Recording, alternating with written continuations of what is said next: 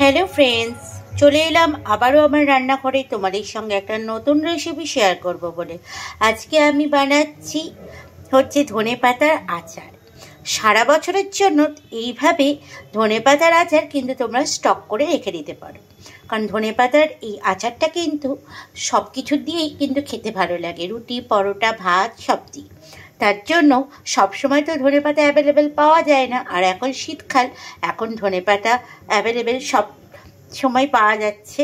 তার জন্য আমি ধনেপাতা কিনে নিয়ে এসে এখানে প্রায় আমার অনেকটাই ধনেপাতা আছে, দেখতে পাচ্ছ। কতটা আছে আন্দাজ করে আমি ঠিক বলতে পারছি না, কারণ এটা তোমার দাদাভাই কিনে নিয়ে এসছে। তা যাই হোক, ধনেপাতা পুদিনা পাতা একসঙ্গে কিন্তু মেশানো আছে। আর এখন এটাকে ভালো করে ধুয়ে নিয়েছি আমি।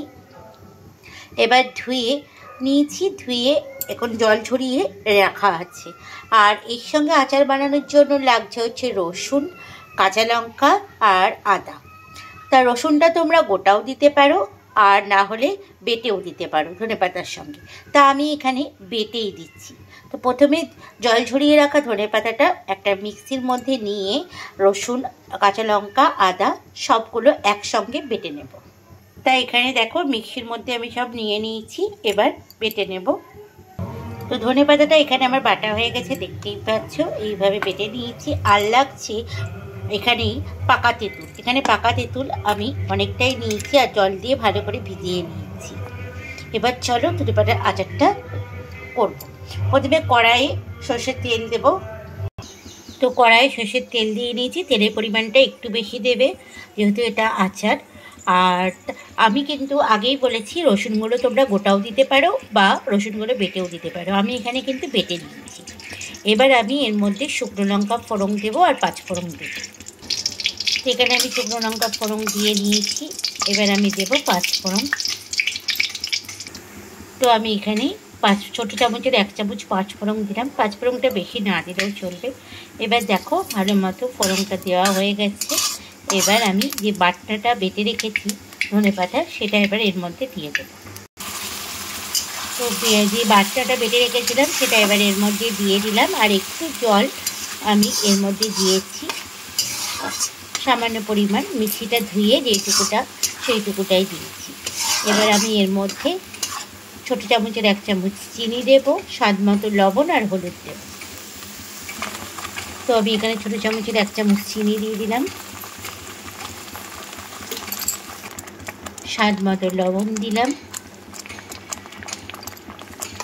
আর দেবো হলুদ। এবার সব একসঙ্গে ভালো করে মিশিয়ে নেব।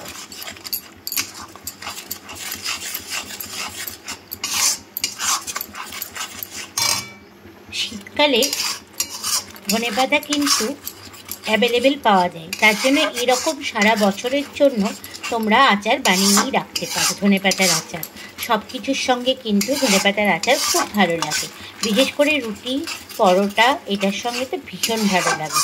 এমনকি যে কোনো স্ন্যাক্স জাতীয় কোনো কিছু খাবারের সঙ্গে ধনেপাতার চাটনি থাকলে তো ব্যাস, আচার আর কিছুই লাগে না। তো এখানে দেখো আমার ভালো মতো ফুটতে শুরু করেছে। এবার যে তেঁতুল গুঁড়াটা আমি রেখেছিলাম এবার এর মধ্যে মিশিয়ে দেবো। তেঁতুল গুঁড়াটা এবার আমি মিশিয়ে দেবো।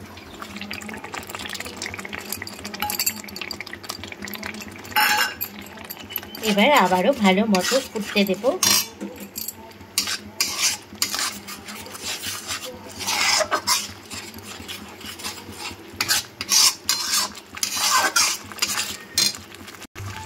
তো রেডি হয়ে গেছে আমার ধনেপাতার আচার অলমোস্ট। এবার আমি একটা পাত্রের মধ্যে ঢেলে রাখবো।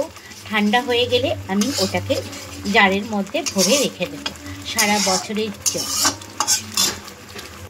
তো রেডি হয়ে গেছে আমার ধনেপাতার আচার। তাহলে এই রেসিপিটা তোমাদের কেমন লাগলো অতি অবশ্যই কমেন্টস করে জানিও। ভালো লাগলে একটা লাইক করো। দেখা হচ্ছে আবার একটা নেক্সট ভিডিওতে তোমাদের সঙ্গে। আজকের মতো সবাইকে টাটা।